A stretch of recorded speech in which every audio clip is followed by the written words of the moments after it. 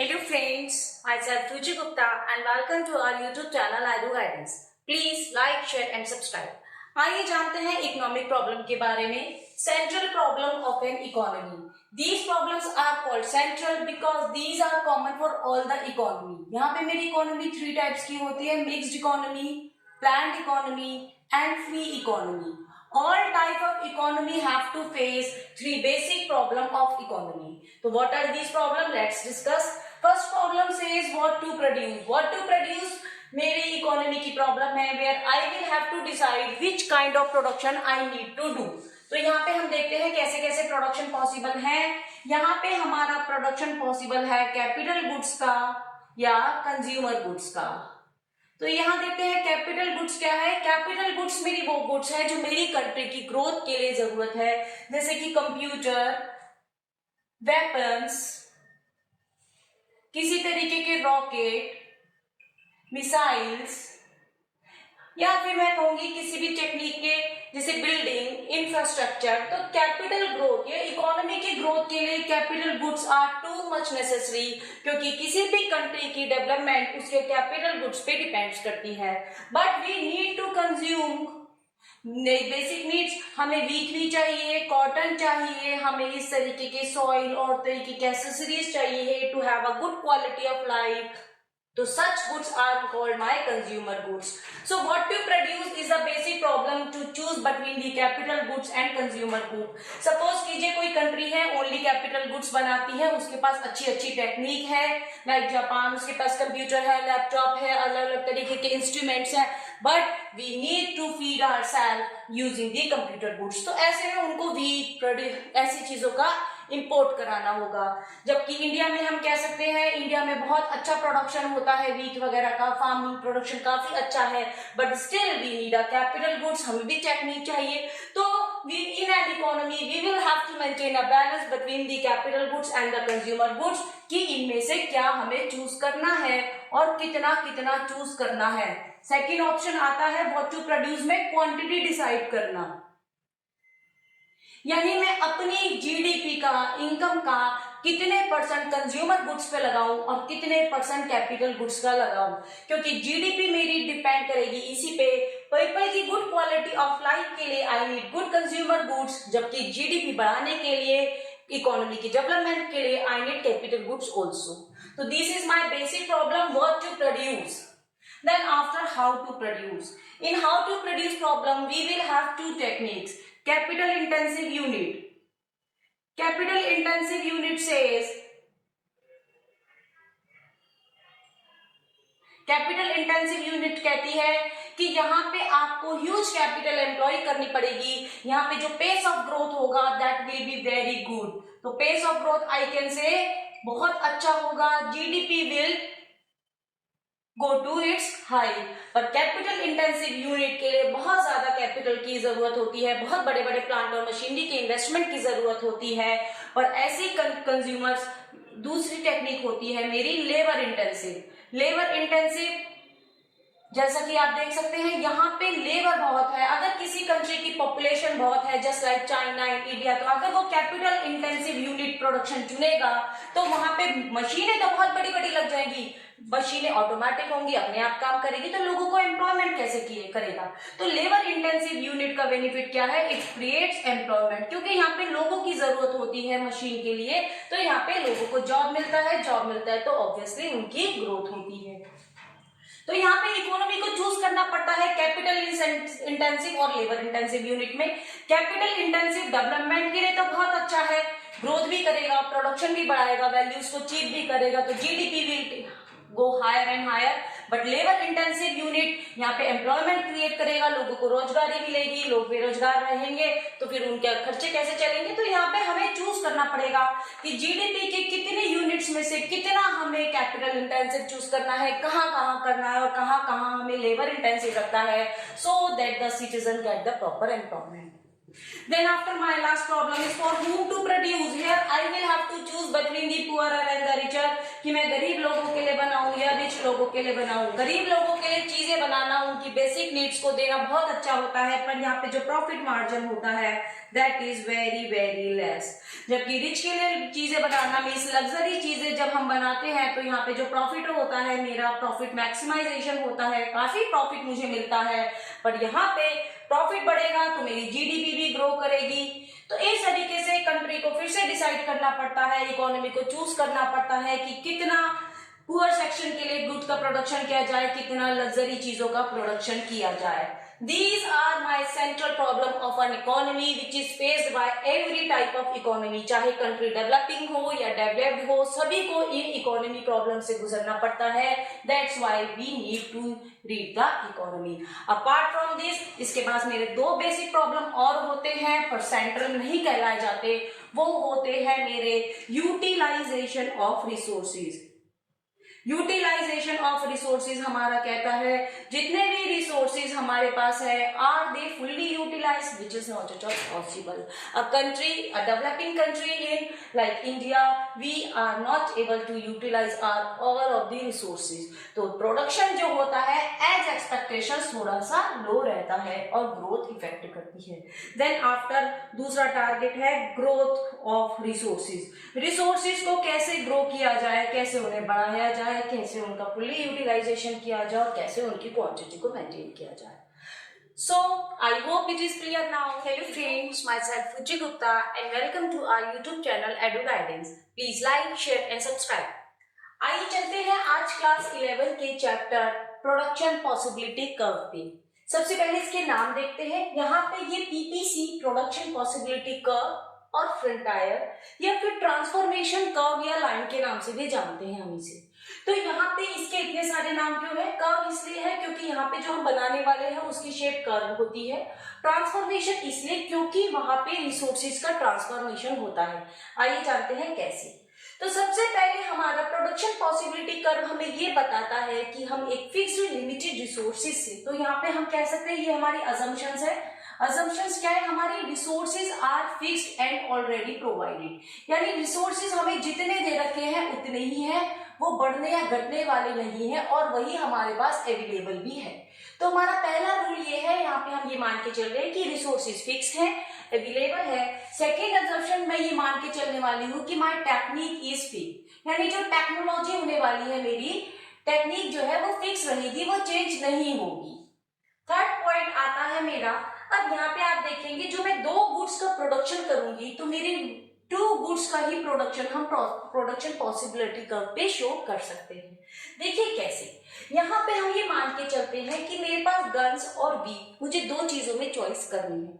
आपने देखा था इकोनॉमिक प्रॉब्लम में मेरे पास पहली प्रॉब्लम क्या थी? व्हाट टू प्रोड्यूस, यानी मुझे प्रोडक्शन किसका करना है। किसी भी इकोनॉमी को अपने डेवलपमेंट के लिए, ग्रोथ के लिए ये डिसाइड करना पड़ता है कि उसे कैपिटल गुड्स का प्रोडक्शन करना है या फिर कंज्यूमर गुड्स का। कैपिटल गुड्स जहाँ उसकी ग्रोथ के लिए इंपॉर्टेंट होती है, वहीं पे कंज्यूमर गुड्स उसकी सोशल लाइफ के लिए, लोगों के रहने सहने के लिए, लिवलीहुड के लिए जरूरी होती है। तो यहाँ पे मैंने दोनों ही प्रोडक्ट लिए हैं, मैंने एक जगह गन्स ली है, एक जगह वीट ली है। आप इन्हें रिप्लेस किसी भी दो अदर प्रोडक्ट से कर सकते हैं। तो मैंने फर्स्ट टर्म में मान के चला है कि अगर मैं बिल्कुल भी गन ना बनाऊं, means I am applying my all the resources for the wheat, तो मैं 100 टन्स का प्रोडक्शन कर सकती हूँ। मीन्स अगर मैं अपने घर में, अपनी इकोनॉमी में, अपने देश में गन्स का कोई प्रोडक्शन नहीं करती and I am employing my all the resources for wheat, then I can produce 100 tons of wheat. Now I shifting some of my resources for guns. अब मैंने सोचा चलिए एक गन बनाई जाए। यहाँ पे एक गन का मतलब 1,00,000 गन या कोई एक पर्टिकुलर यूनिट होती है। तो सपोज कीजिए मैं एक यूनिट पे आती हूँ गन्स की, तो I will have to reduce my resources, I will have to shift my resources और ट्रांसफर माई रिसोर्सेज। इसीलिए इसका ट्रांसफॉर्मेशन कब नाम है, क्योंकि यहाँ मैं रिसोर्सेज को ट्रांसफर करती हूँ। तो यहाँ मैं अपने रिसोर्सेज को ट्रांसफर कर रही हूँ वीट से गन्स के लिए, और मैंने अपने 10 रिसोर्स को सेक्रीफाइस करके 1 यूनिट ऑफ गन्स प्रोड्यूस की है। Similarly like that. Then after अब मैं अपने 2 गन्स बनाना चाहती हूँ, तो पहले यूनिट 1 यूनिट बनाने के लिए I sacrifice my 10 units for wheat, पर अब अगली यूनिट बनाने के लिए मुझे 10 से मोर से 15 यूनिट्स ऑफ वीट सेक्रीफाइस करना पड़ेगा। तो यहाँ पे मैं 15 यूनिट सेक्रीफाइस कर रही हूँ, तो अब मैं कहूंगी कि अब मेरे पास 75 बन रही है गन्स, 75 है मेरे पास वीट, यहाँ पे 2 यूनिट्स है गन, जबकि इस पॉइंट में आई कैन से 90 यूनिट्स है वीट की और 1 यूनिट है गन, और इस पॉइंट पे 100 यूनिट है वीट की और 0 यूनिट है गन।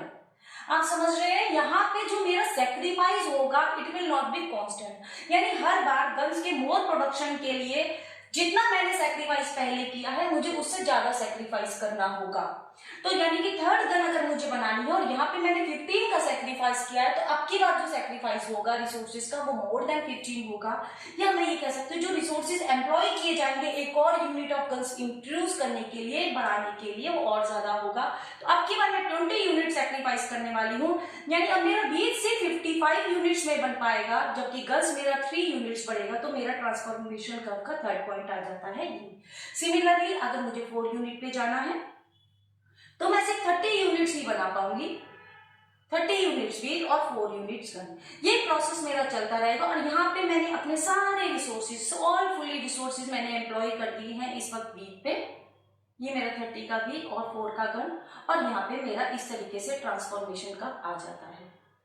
ये मेरा ट्रांसफॉर्मेशन कर्व स्टैटिक है, स्ट्रेट लाइन बना है, पर बेसिकली ट्रांसफॉर्मेशन कर्व आपका ओरिजिन से कॉन्केव होगा, सिमिलरली लाइक दिस, ऐसा कुछ। तो ये आपका ट्रांसफॉर्मेशन कर्व है, जिसे हम पीपीसी या पीपीएफ या ट्रांसफॉर्मेशन कर्व या लाइन कहते हैं। इसके कुछ इंपॉर्टेंट फीचर्स देखते हैं। यहाँ पे हम ये मान के चलते हैं resources are fully utilise. Fully utilise का मतलब मेरे पास जितने भी,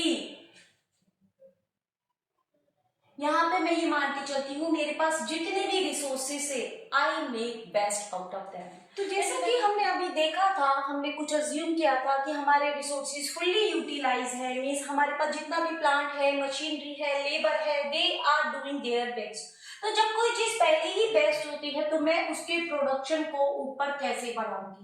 यहाँ पे मेरा क्वेश्चन आता है कि मेरा पीपीसी कब शिफ्ट हो सकता है राइटवर्ड। पीपीसी राइटवर्ड शिफ्ट होने का मतलब मेरा प्रोडक्शन, टोटल प्रोडक्शन बढ़ चुका है, पर जो चीज पहले ही मैक्सिमाइज लेवल पे है, अपना यूटिलाइज फुल्ली हो रहा है, तो उसे मैं कैसे बढ़ा सकती हूँ, only through the improvement in the technique. अगर मैं इस टेक्निक को फिक्स ना करके इसे चेंज कर दूं, इसे इंप्रूव कर दूं, जैसे कि पहले मेरे पास थी लेबर इंटेंसिव यूनिट और अब मेरे पास हाईटेक मशीन्स आ गई है कैपिटल इंटेंसिव यूनिट के अंदर, यानी मैंने अपनी टेक्निक को चेंज कर दिया है, मेरे पास सारे एडवांस मशीन्स हैं, then my PPC will shift rightward. इसी के अगेंस्ट मैं कह सकती हूँ अगर मेरी मशीन ऑब्स्टेक हो गई है, बेकार हो गई है, बहुत पुरानी हो गई है, आउटडेटेड हो गई है, वो प्रोडक्शन को फुल्ली नहीं दे पा रही, तो आई कैन से my PPC will shift leftward. तो यहाँ ये मेरा मैक्सिमम ऑप्टिमाइजेशन है रिसोर्सेज का। अगर मुझे इसे टेक्निक को मैं अपग्रेड कर दूंगी तो ये और आगे शिफ्ट हो जाएगा, अगर मैं ऑब्स्टेकल कर दूंगी, अपनी टेक्निक को बहुत बेकार कर लूंगी, तो वो पीछे शिफ्ट हो जाएगा।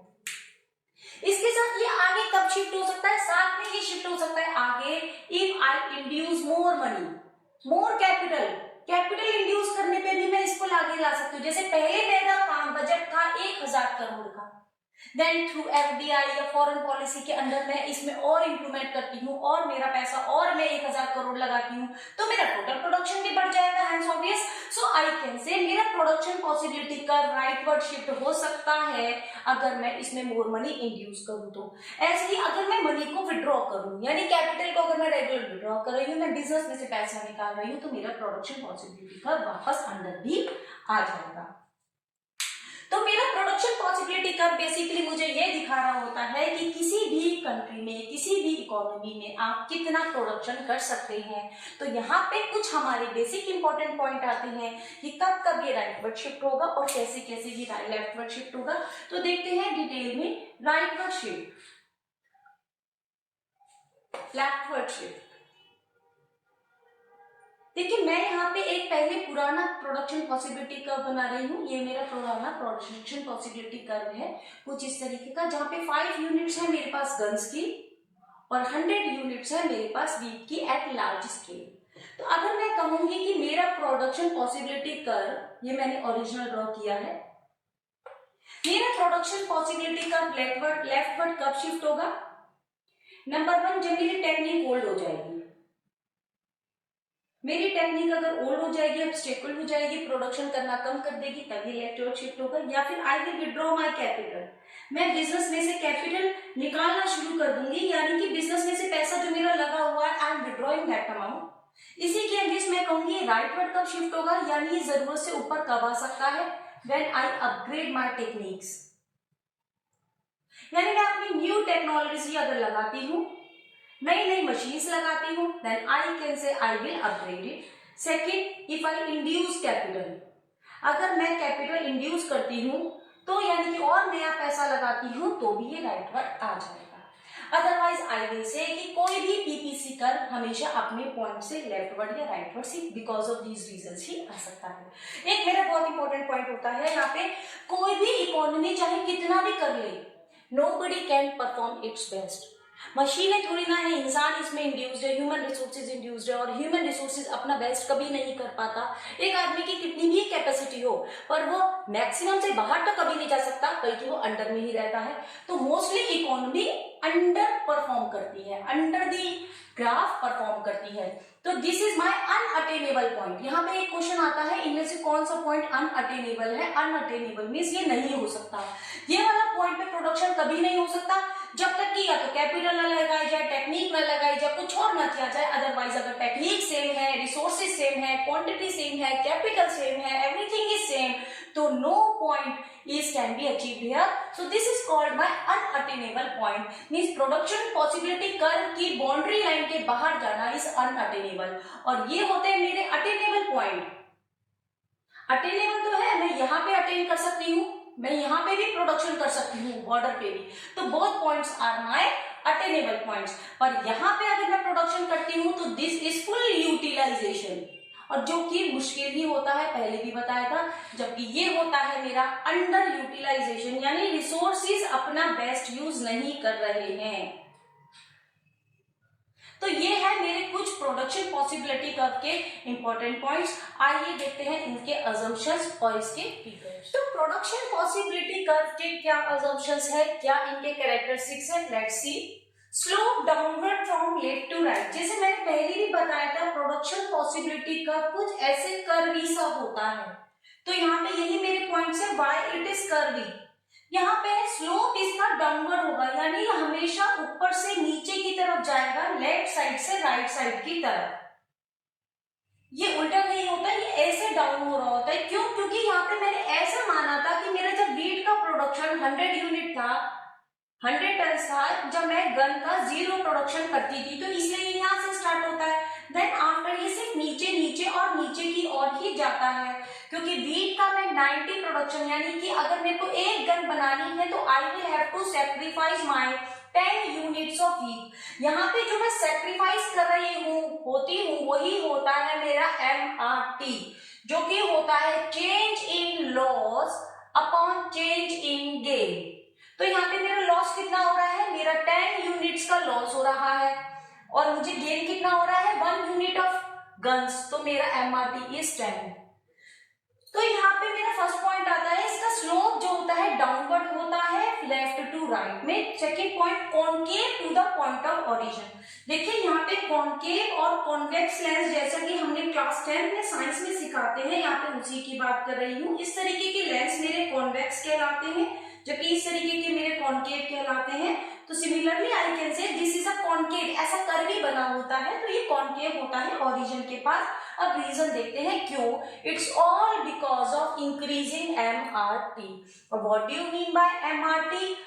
Marginal rate of transformation. लिख रही हूं मैं इसकी full form, marginal rate of transformation means transformation होने की जो रेट रही है, उसकी जो परसेंटेज रही है, वो कैसी होती है।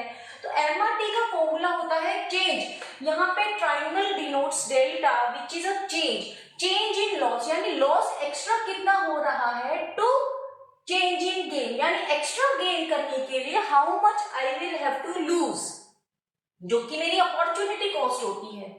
तो यहाँ पे वीट का मैं जब 100 यूनिट्स प्रोडक्शन कर रही थी तब मेरा गन्स का प्रोडक्शन 0 लेवल पे था।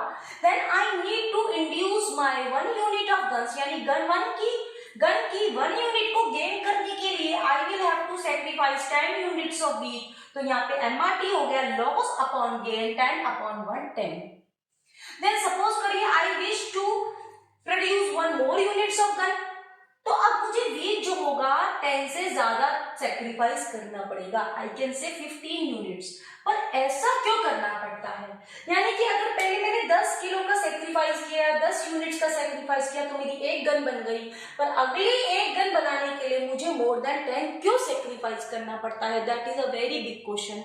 यहाँ पे रीजन होता है, सपोज कीजिए मेरे पास किसी भी तरीके की लेबर है और वो लेबर मेरे बीच में प्रोड्यूस करती है और मैं उनसे कहती हूँ कि क्या तुम में से कोई गन बनाना जानता है?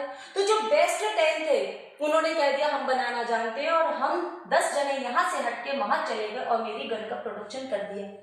उसके बाद आई नीड अनदर यूनिट, मैंने कहा और मुझे 10 जने और मुझे एक और गन का सेट बनवाना है, यानी 2 चाहिए, पहले ही एक आ चुके हैं, तो दूसरी के लिए प्लीज और कौन आ सकता है? तो यहाँ जो 10 जने आए थे वो तो परफेक्ट थे, इसलिए वो सबसे पहले चले गए। अब बाकी कहेंगे 15 जने कहेंगे हम सब मिलके कर सकते हैं, थोड़ी सी नॉलेज इस पर, क्योंकि ये उनसे कम एफिशिएंट है। तो यहाँ पे हम ये मान के चलते हैं कि जो रिसोर्सेज है वो दोनों के लिए परफेक्टली एफिशिएंट नहीं है, यानी वीट में जितना इन्वेस्टमेंट चाहिए गन में उतना नहीं चाहिए, गेन वीट में जो टेक्निक होगी वो गन्स में नहीं होगी, इसके ह्यूमन रिसोर्स को जो स्किल होगा वो इसको नहीं होगा। तो अगले 15 जने मिलके बोलते हैं ठीक है हम एक यूनिट गन की बना सकते हैं। तो नेक्स्ट टाइम जो मेरा सेक्रीफाइस हुआ वो 15 का हुआ एक यूनिट गेन करने के लिए। So I will say my MRT is 15 now. तो यहाँ जो मेरा concave to the origin point of origin होता है वो इसीलिए होता है क्योंकि माय एमआरटी इज इंक्रीजिंग, मेरा लॉस हर बार बढ़ता जाएगा।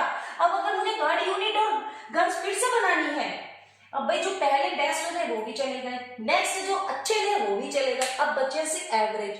तो मैंने जब फिर से ऑफर करी कि मुझे और कुछ किसान आए जो गन बना सके, तो कुल मिला के 20 ऐसे निकले कि ठीक है हम बना देंगे। अब मेरे पास सिर्फ 55 लेबर रह गई है गेहूं का प्रोडक्शन करने के लिए, और मैंने इस 20 लेबर को एडजस्ट कर दिया है अपनी वीट गन्स के प्रोडक्शन के लिए। तो इस बार मेरा एमआरटी रहा 20, क्योंकि मैंने 20 का सेक्रीफाइस किया है for the 1 unit of gain, so my MRT is 20।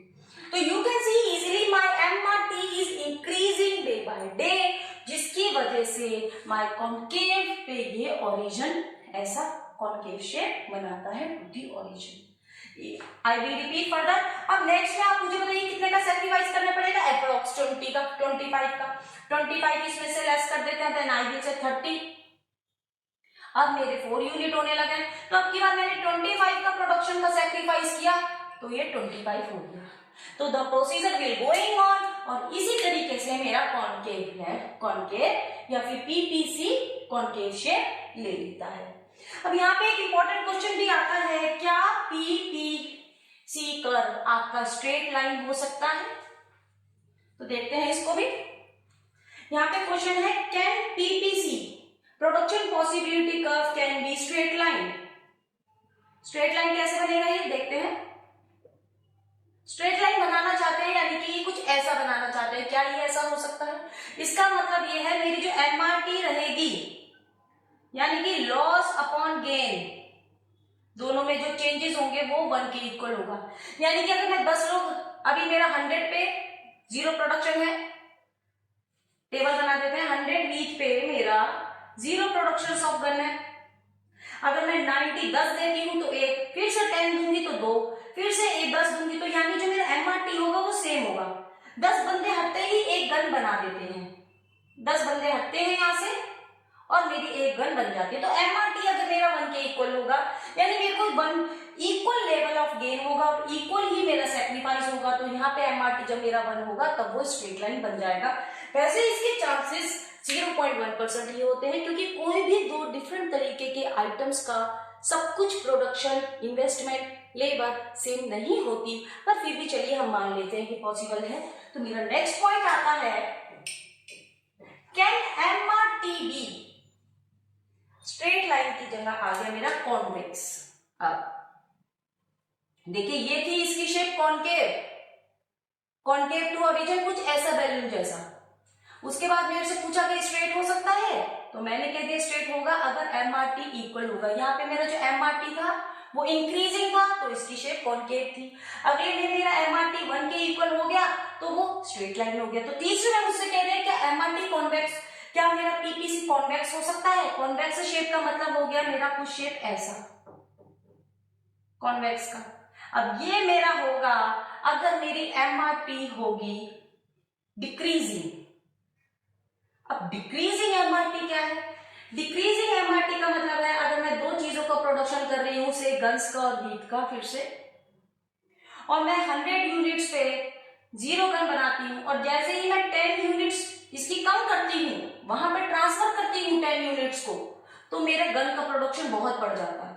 और 10 यूनिट्स का और करती हूँ तो मेरा ये और बढ़ जाता है, और 10 का करती हूँ तो मेरा ये और बहुत ज्यादा बढ़ने लगता है। इसका मतलब क्या है? इसका मतलब ये है कि रिसोर्सेज जो थे वो एक्चुअली गन के लिए ही थे।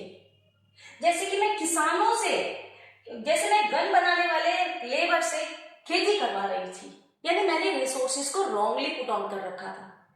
जैसे कि मैं कह सकती हूँ मैं एक मोची से गेहूं उगवा रही हूँ पहले, और जब उससे गेहूं ना उगा के वापस उससे शूज बनवाना स्टार्ट करती हूँ, तो वो प्रोडक्शन को इंक्रीज कर देता है, जो कि इकोनॉमी में नहीं होता। कोई भी इकोनॉमी ऐसा नहीं करती कि वो लेबर को और रिसोर्सेज को बैडली इंप्यूट करे।